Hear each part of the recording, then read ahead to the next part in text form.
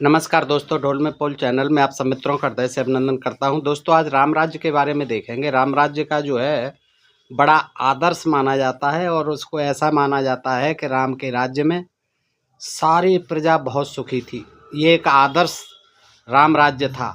तो दोस्तों, आज हमें यही देखना है कि क्या राम राज्य में ऐसा था कि वो उसे आदर्श राम राज्य कहा जा सके। तुलसीदास ने तो बड़े लंबे चौड़े पुल बांधे हैं उनकी राम राज्य की विशेषता बताते हुए कि राम राज बैठे त्रिलोका, हर्षित भये गए सब शोका। बैरन कर काहू सन कोई, राम प्रताप विषमता कोई। दैविक दैहिक भौतिक तापा, राम राज नहीं काहुए व्यापा। कोई दैहिक दैविक भौतिक मानसिक से कोई बीमारी किसी आदमी को नहीं सताती थी। कोई किसी से बैर भाव नहीं करता था। सारे लोग जो है सुख प्यार से रहते थे। कोई बैर नहीं था, किसी तरह का किसी को कोई कष्ट नहीं था। ऐसी कल्पना जो है तुलसीदास ने की है और उसी के आधार पर आज भी लोग ये चाहते हैं कि राम राज्य की पुनर्स्थापना हो। तो आज हम यही देखेंगे कि दोस्तों, आखिर राम राज्य में ऐसा क्या था जिसे आज भी लोग इतना महत्व दे रहे हैं, इतना मरे जा रहे हैं उसके लिए कि राम राज लाओ, राम राज लाओ, राम राज होना चाहिए। दोस्तों, आप देख रहे हो बहुत परेशान हैं लोग कुछ जो है। तो आज हम यही देखते हैं कि ये आखिर राम राज ऐसा क्या है और ये इसकी विशेषता क्या थी। क्या राम राज्य सचमुच में एक आदर्श राज प्रणाली थी जिसमें लोग सुखी थे, समृद्ध थे और कर्तव्यनिष्ठ थे, और जिसमें शासक या राजा जनता के प्रति अपने दायित्वों को, यानी रामचंद्र जी जनता के प्रति जो दायित्व थे, क्या उन्हें कुशलता से निभाते थे? यही देखना है। तो संपूर्ण रामचरितमानस में ये सारी चीज़ें दी हुई हैं, वाल्मीकि रामायण में दी हुई हैं दोस्तों। और वाल्मीकि रामायण जो है उसी को प्रामाणिक रामायण माना जाता है। और इसमें लंका के विजय के बाद राम अयोध्या आते हैं और राजकाज संभालते हैं और फिर अपने उत्तराधिकारियों को राज्य सौंपने की घटनाओं का वर्णन भी रामायण में मिलता है। 7 कांडों में फैली राम कथा के अंतिम कांड यानी उत्तर कांड में राम के राजा रूप का उल्लेख आया है, जिसमें कि राम राज्य का वर्णन है। राम राज्य का विश्लेषण भी इसी कांड के आधार पर किया जाना चाहिए। आइए देखते हैं दोस्तों कि राम के व्यक्तित्व को समझने के लिए हम इन जो प्रसंग हैं उनका सहारा लेते हैं और आइए जानते हैं कि राम राज्य क्या है। बालकांड वो उत्तरकांड वाल्मीकि रामायण के माध्यम से। तो छठा कांड जो है वाल्मीकि रामायण का युद्ध कांड है, जिसमें राम राज्य को लौटते हैं और राम का राज्याभिषेक होता है और वानरों की विदाई होती है जो साथ आए थे। भरत ने राज्य हस्तांतरण कर दिया है और उन्होंने कहा, असमर्थता जताई कि भैया मैं जो है अपनी संभालो इस राजकाज को। और इसमें जो है जल के प्रखर वेग से टूटे हुए फटे सेतु को बांधना जिस तरह से अत्यंत कठिन है, जैसे बांध फट जाता है या टूटने लगता है, आप जिसमें जल भरा हुआ हो अथाह, तो उसी तरह से ये मेरा शासन जो है ये बिखर रहा है, टूट रहा है, जल के प्रबल वेग से बह रहा है। और मैं इसमें जो छिद्र हो गए हैं पुल में, सेतु में उसको जो है छिद्रों को बंद करने में असमर्थ रहा हूँ। अब आप संभालिए। यानी छिद्र से मतलब था कि तमाम जो है परेशानियां थी उस शासन में, तमाम जो है दोष थे, अवगुण आ गए थे, तमाम कमजोरियां थी, क्योंकि भरत जो है वो तो एक राम के नाम पर वो शासन को संभाले हुए थे, बड़ी सादगी से संभाल रहे थे, नंदीग्राम में रहते थे। आज देखते हैं दोस्तों कि राम ने जैसे ही राजभार संभाला तो उनकी दिनचर्या क्या थी, ये बड़ा जरूरी हो जाता है कि राम ने वो जो कमियां थी शासन में, उस समय जो परेशानियां थी, छेद बताए गए, दोष बताए गए, उनको कैसे पूरा किया। तो ये बड़ा महत्वपूर्ण हो जाता है। देखिए क्या करते थे रामचंद्र जी कि राम की दिनचर्या जो है गायक और वादकों द्वारा गीत वाद्य सुनते हुए आरंभ होती थी। तमाम जो है जो दिनचर्या शुरू होती थी उनकी, वो गायकों और वादकों के गायन वादन से मनोरंजन करते हुए शुरू होती थी। तस्यां रजन्यां विष्टायां पार्थ नरपति बोधकः वंदनम समुपातिष्ठनः सौम्या नरपति वेश्मनः ते रक्तकंठनः सर्वे किन्नराः शिक्षिताः त्रष्टो वर्णुम पतिम वीरम यथावत संप्रहर्षणः। उत्तरकांड 37/2/3। अर्थात वह रात बीत जाने पर जब सवेरा हुआ तो प्रातः काल राम को जगाने के लिए सौम्य बंदीजन राजमहल में उपस्थित हुए। जब सवेरा हुआ तो बंदीजन आ गए रामचंद्र जी को जगाने के लिए।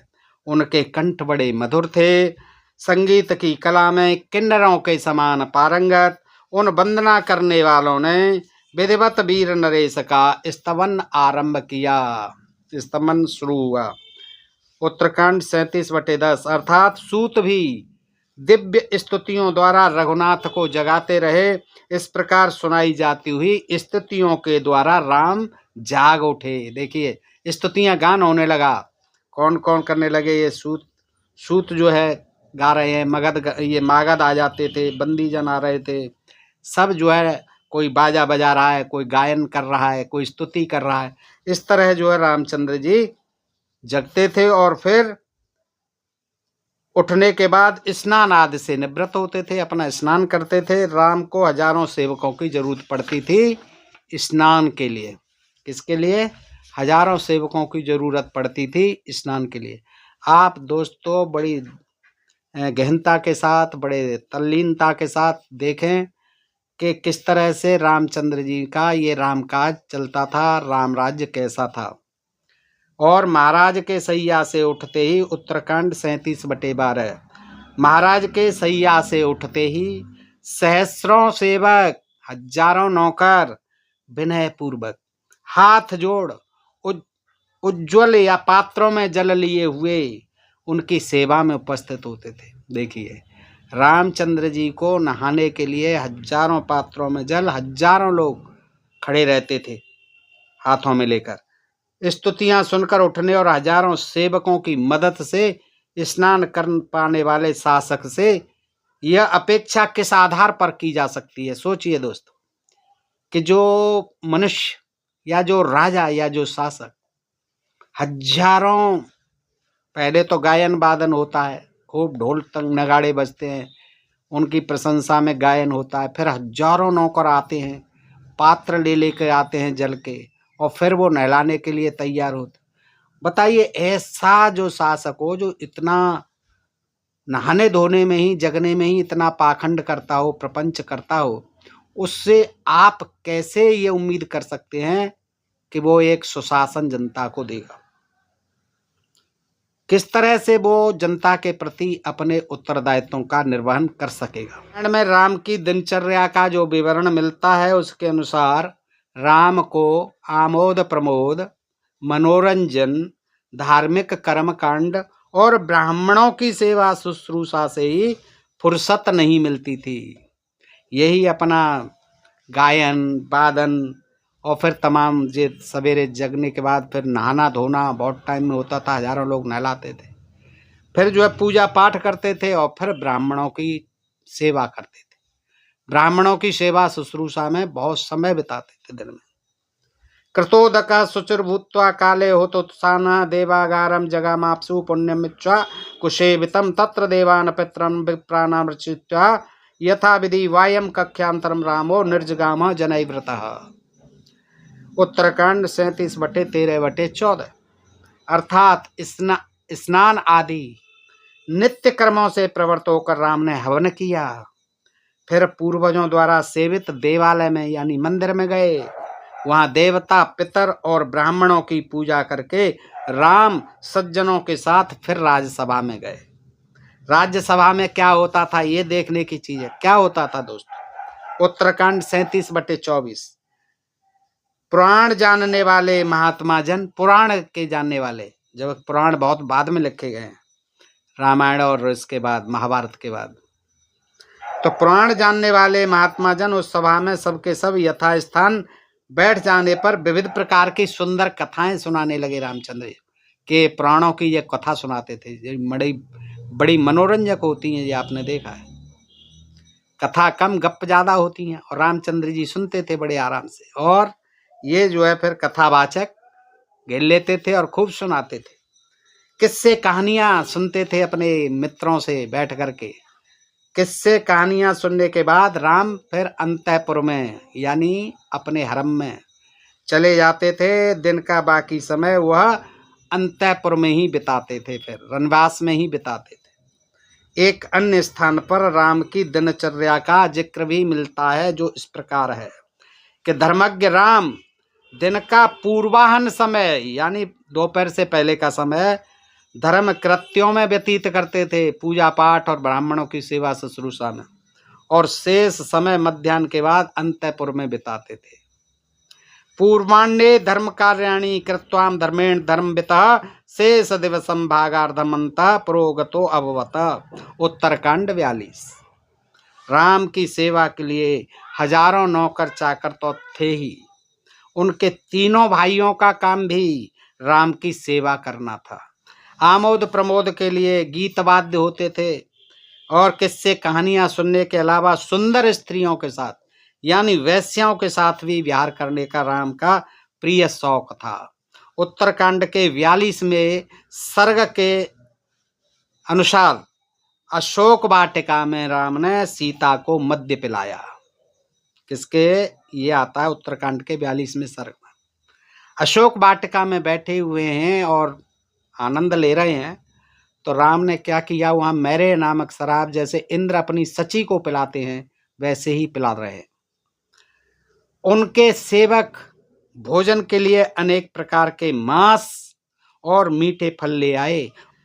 उदार स्वभाव वाली इस परम सुंदरी स्त्रियों ने आकर मद्य पिया और नाचने गाने लगी।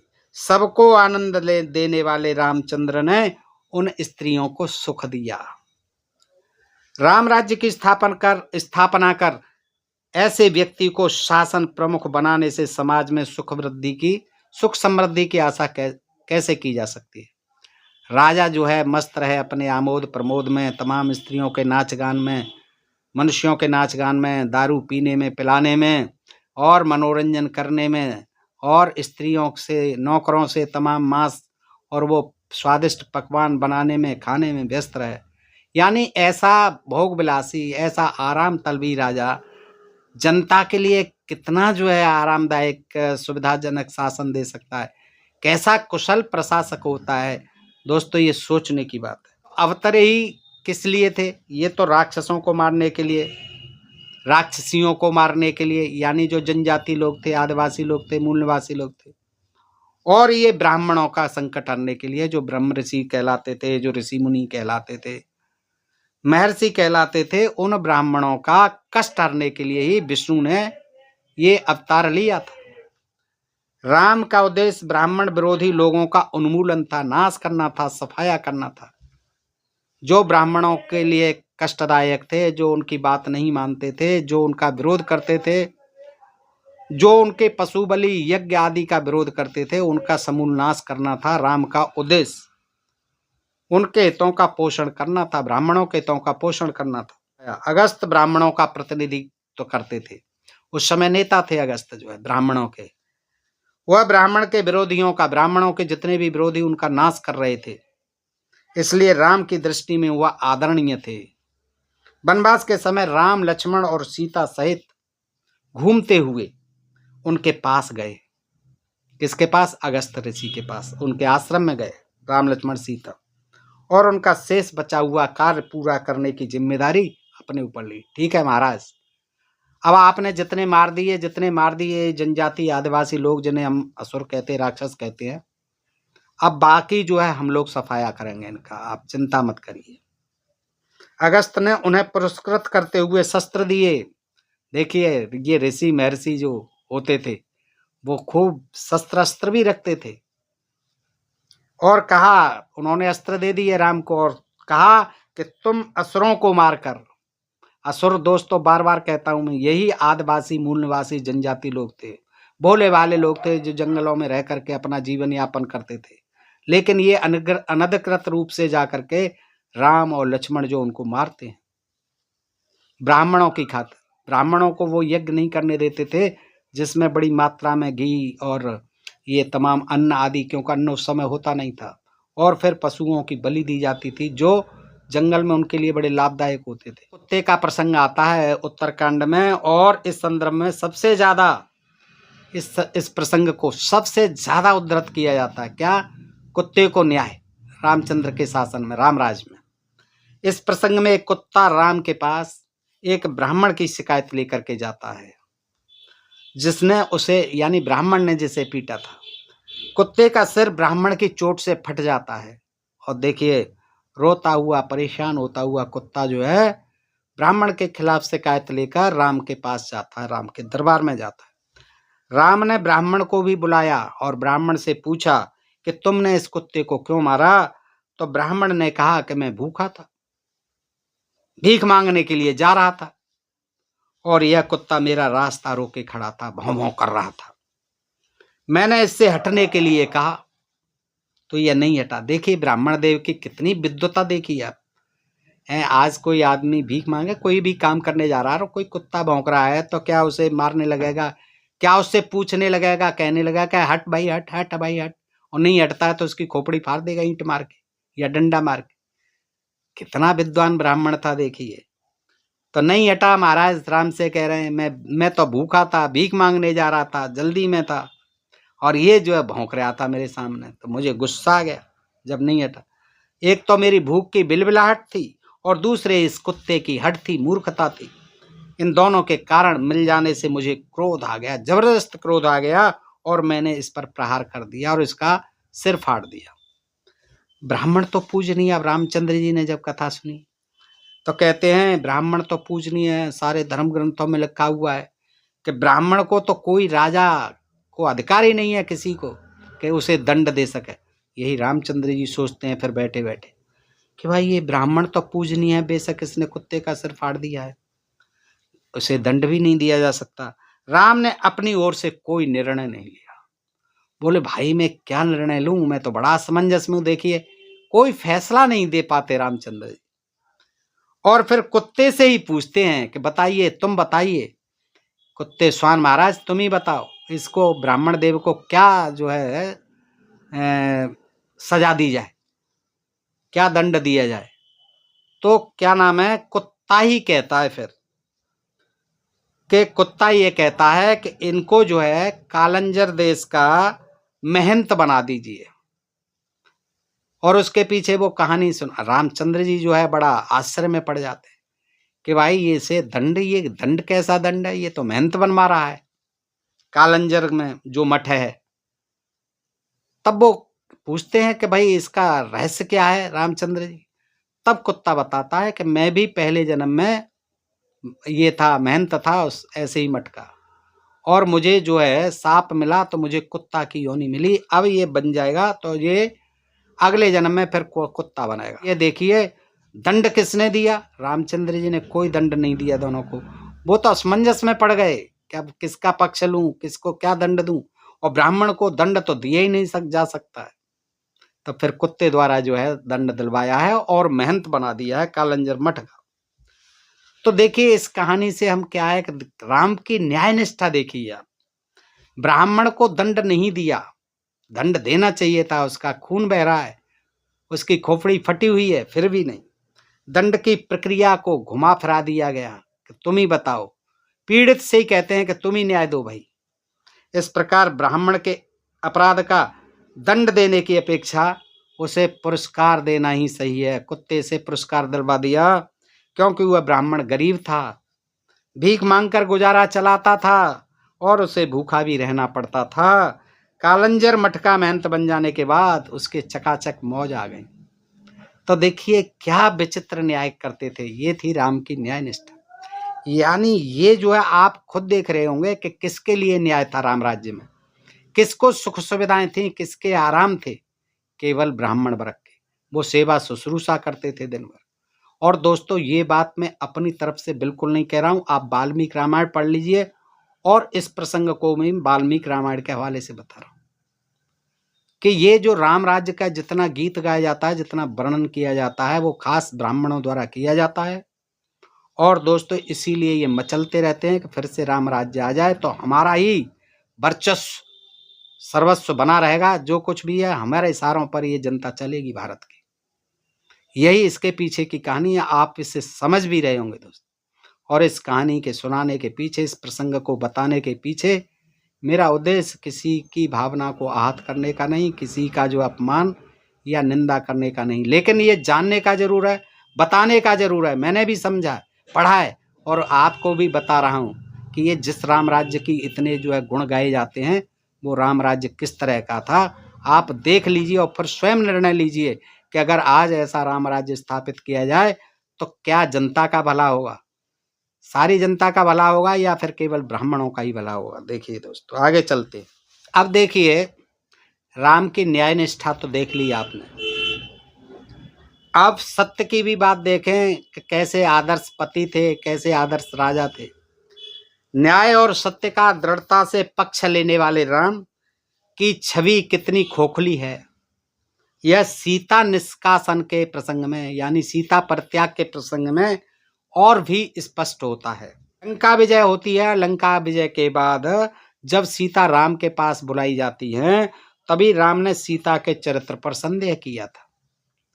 रामायण में उस समय उनके जो उद्गार मिलते हैं, उनमें राम की शंकालु यानी शंका करने वाली, वहम करने वाली, डाउट करने वाली छवि उनकी साफ झलकती है। सीता को अपने पास आया देखकर वह क्रोधित हो उठे। कौन? राम। युद्धकांड 118/11। तस्ताम तो रामस्य भूयं क्रोधो व्यवर्धत प्रभुताज्यावशिष्टस्य पावकस्यैव दीप्यतः। युद्धकांड 118/11, अर्थात सीता को देखकर राम का क्रोध उसी प्रकार बढ़ गया जैसे आग घी की आहुति पाकर धधक उठती है। देखिए, तो राम जो है सीता का तिरस्कार करते हैं और कहते हैं कि मैंने यह युद्ध, सीते, मैंने यह युद्ध अपना दुख दूर करने, कुल में कलंक न आने देने और लोक निंदा से बचने के लिए लड़ा है, तुम्हारे लिए नहीं। तुम रावण के यहां बहुत दिनों तक रही हो, इसलिए मुझे तुम्हारे चरित्र पर संदेह हो गया है। तुम मेरे सामने खड़ी हुई उसी तरह अच्छी नहीं लग रही हो जिस तरह दुखती आंखों को दीपक अच्छा नहीं लगता है। तुम जहां चाहो चली जाओ, मैं तुमसे किसी तरह का संबंध नहीं रख सकता। युद्धकांड 118/17/18। प्राप्त चरित्र संदेहा मम प्रतिमुखे स्थितः दीपो नेत्रातुरस्येव प्रतिकूलास में दृढ़म। युद्धकांड 118/17। इसके तुरंत बाद सीता को भरत, लक्ष्मण व सुग्रीव विभीषण में से किसी के भी साथ रहने के लिए कहते हैं। क्या कहते हैं? कि आप भरत के साथ रहिए, चाहे लक्ष्मण के साथ रहिए, सुग्रीव के साथ रहिए, विभीषण के भी साथ रह सकती हो सीते, मुझे अब आपसे कोई प्रयोजन नहीं है। अपने साथ रहने देने के लिए वह कतई तैयार नहीं होते और बार बार अपने संदेह को दोहराते हैं कि रावण के यहाँ रहकर सीता पवित्र नहीं रह सकती। देखिए, ये थी पुरुष प्रधान उनकी मानसिकता। किस तरह से बेचारी, कितना कष्ट सहा सीता ने, सब कुछ झेला सीता ने, कौन सा त्याग नहीं किया सीता ने, और सीता के प्रति इतना बड़ा संदेह। देखिए राम की कितनी ये चरित्रता पर उंगली उठाता है, ये प्रश्न उठता है कि कैसे सच्चरित्रवान थे, कैसे ये मर्यादा पुरुषोत्तम थे, कैसे ये सत्य के पालक थे और कैसे ये न्यायनिष्ठ थे राम। सीता के चरित्र पर संदेह का कारण फिर भी समझ में आ सकता है, पर अपने छोटे भाइयों के पास रहने के लिए कहने की बात किस मर्यादा का परिचय देती है। दोस्तों, आज हम कहने लग जाएं अपनी पत्नी से कि तू जा, मेरे उस भाई के पास रह ले, उस भाई के पास रह ले, उस पड़ोसी के साथ चली जा, उस मेरे चौकीदार के साथ। ये कौन सी बात हुई राम की? एक मामूली इंसान भी ऐसी बात नहीं करेगा अपनी प्रति, जिसके लिए इतना खून खराबा की। इसका मतलब तुमने अपनी इज्जत को, प्रतिष्ठा को, मान सम्मान को बनाए रखने के लिए, लोक अपवाद से बचाने के लिए सीता को जो है बलि पर चढ़ा दिया, सीता के साथ घोर अन्याय किया। बताइए, ये छोटे भाइयों के पास रहने वाली बात जो है ये कितनी मर्यादित है? ये क्या राम को मर्यादा पुरुषोत्तम ठहराने लायक है? राम ने बाली का वध इसीलिए किया था कि उसने अपने भाई की पत्नी को अपने पास रख लिया था। लक्ष्मण या भरत शत्रुघ्न के पास सीता को रहने देकर राम खुद उस अपने सनातन धर्म की कथित सनातन धर्म की मर्यादा को तोड़ रहे हैं, और जिसे तोड़ने वाला बलि उसी कारण उन्होंने मार दिया था। राम ने राजधर्म या लोक धर्म की मर्यादा स्थापित करने के स्थान पर अपनी सुविधा के लिए जो भी चाहा, अपने मन से जो उन्हें अच्छा लगा सो किया, उसे ही आज मर्यादा कहा जाता है, और राम को मर्यादा पुरुषोत्तम कहा जाता है।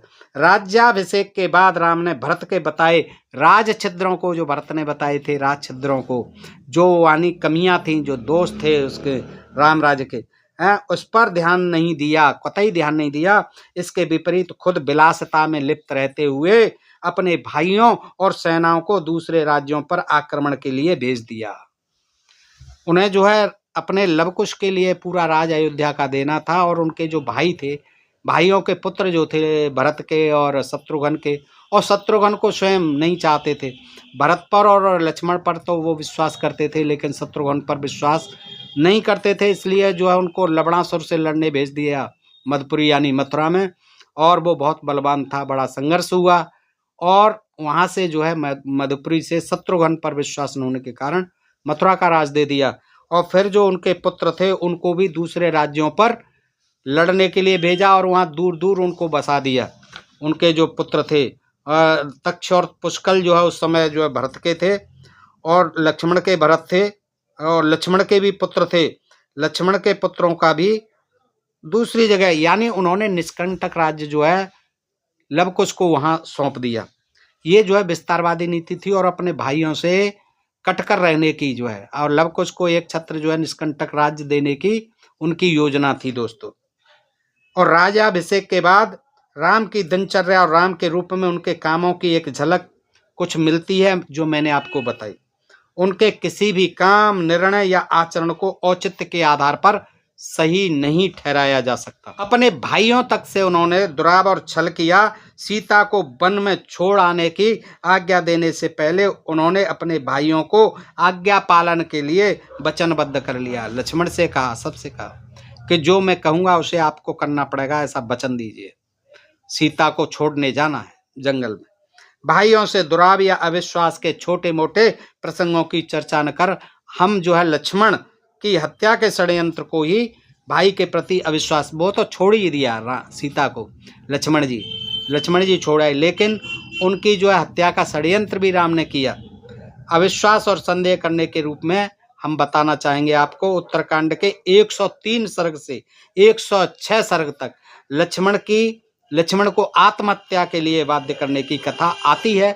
दोस्तों कैसे आती है अब सुनिए कि रामायण में यानी वाल्मीकि रामायण में जो कथा आती है उत्तरकांड में 103 से 106 सर्ग में, उसके अनुसार काल आता है राम से इस शर्त पर बात करने के लिए तैयार होता है कि यदि कोई हमें बात करता हुआ देख ले या सुन ले तो उसकी हत्या कर दी जाए। राम, कोई देख ले हमें या सुन ले उसकी हत्या कर दी जाए, तब मैं आपसे बात करूंगा। काल आया हुआ है। द्वारपालों को इस तरह का निर्देश देकर राम आसानी से शर्त का पालन कर सकते थे कि भाई द्वारपालों आप संभल न जाइए, कोई भी हमारी बात को बीच में सुनने ना आए, ना देखने आए हमें कि हम क्या कर रहे हैं। द्वारपालों को आदेश दे सकते थे, किंतु उन्होंने द्वारपालों को तो हटा दिया, भगा दिया, और लक्ष्मण को द्वारपाल बना दिया, उनके स्थान पर नियुक्त किया। देखिए राम जब जानते थे कि लक्ष्मण को क्यों बनाना है मुझे द्वारपाल, कोई भी आ सकता है और लक्ष्मण उसको कैसे रोकेंगे। वहाँ तो जो उनके सशस्त्र सुरक्षा गार्ड थे उन्हीं की ड्यूटी रहती थी, और उन्हीं को रहना चाहिए था।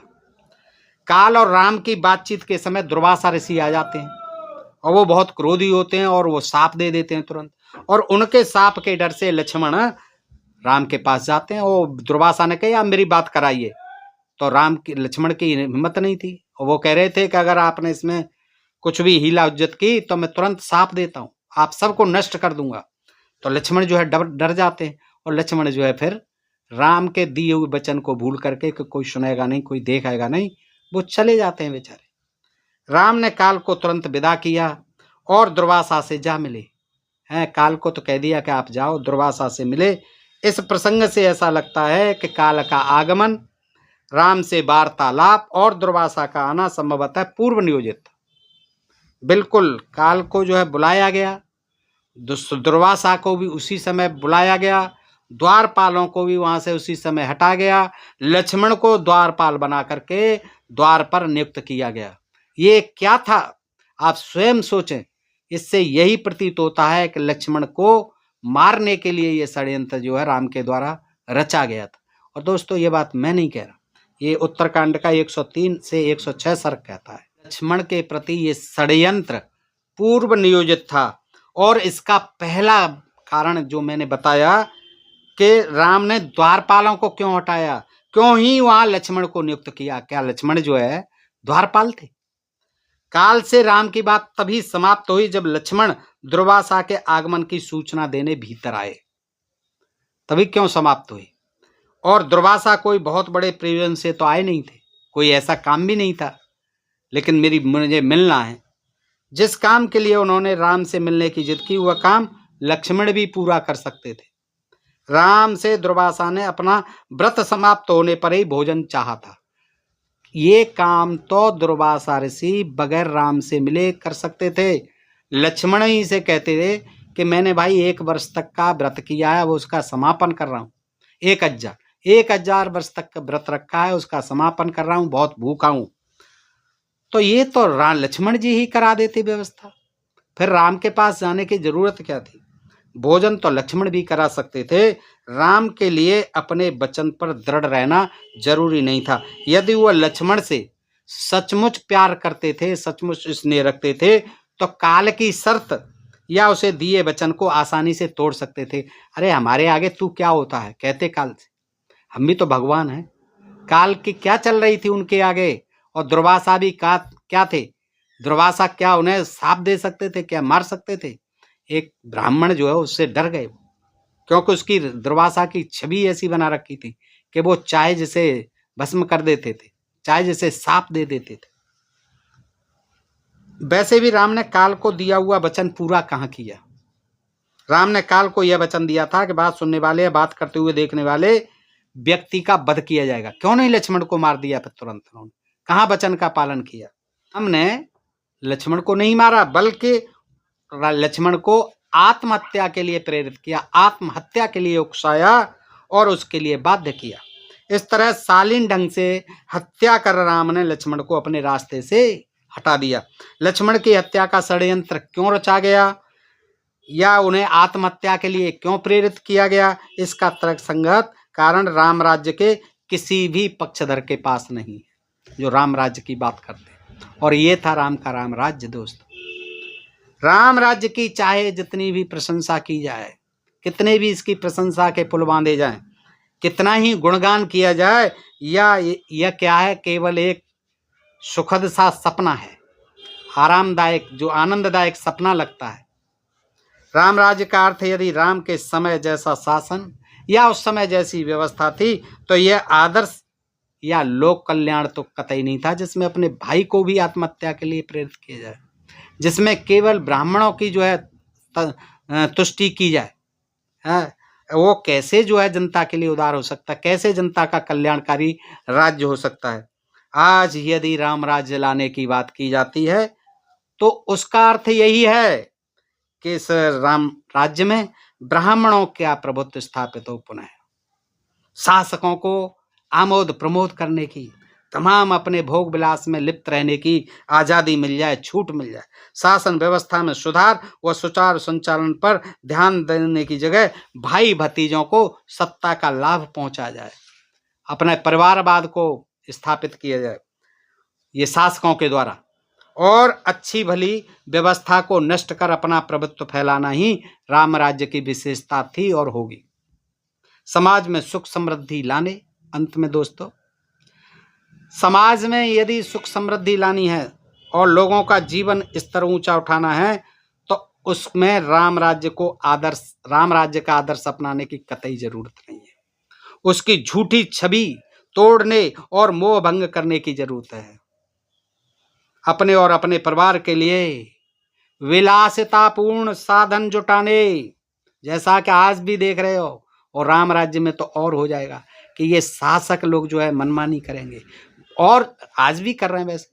भोग विलासी हो जाएंगे, केवल अपने परिवारवाद को बढ़ाएंगे, परिवार के लोगों का भला करेंगे, आम जनता का नहीं। और ब्राह्मणों का तुष्टीकरण जो है करेंगे, ब्राह्मणों की सेवा शुश्रूषा करेंगे, उपेक्षा करेंगे जनता की, स्वेच्छाचारता को और सिद्धांतवादिता को बिल्कुल वो तिलांजलि दे देंगे। बुद्धिजीवियों ब्राह्मणों को अपने साथ करना ही राम राज्य है, और उसे लाने की जरूरत नहीं है। हुआ तो अभी अपने देश में अभी भी है, राम राज्य तो अभी भी है। ब्राह्मणों के बगैर तो कोई काम नहीं होता है। और दोस्तों ये कट सच्चाई कह रहा हूं मैं, इसी के आधार पर कह रहा हूं। वाल्मीकि राम अपनी तरफ से कोई नहीं कह रहा। आप देख रहे हैं कि जितना राम राज्य के गीत गाए जाते हैं वो सब ब्राह्मणों द्वारा ही गीत गाए जाते हैं। और आज भी जितने भी शासक हैं वो ब्राह्मण रूप में, जितने भी आज ये कथावाचक हैं, साधु संत हैं, तमाम उनके चरणों में लोटपोट रहते हैं। तो वो चाहते हैं कि ये हम इनकी तारीफ करके, इनकी प्रशंसा के पुल बांध करके शासक बने रहें, और ये भी मजे करते रहें और हम भी मजे करते रहें, और इसी प्रकार हमारा राम राज्य जो है चलता रहे। दोस्तों बताइए जानकारी आपको कैसी लगी, अच्छी लगी हो तो अपने मित्रों में भी बताइए दोस्तों, कैसा होगा राम राज्य, कैसा था राम राज्य, क्या उसकी कमियां थी, क्या उसकी अच्छाइयां थी। फिर मिलते हैं ऐसे ही किसी प्रसंग के साथ अगले वीडियो में। तब तक आप इस चैनल को सब्सक्राइब करते रहें। दोस्तों आप सबका हृदय से आभार, नमस्कार, जय भीम, जय भारत, नमो बुद्धाय।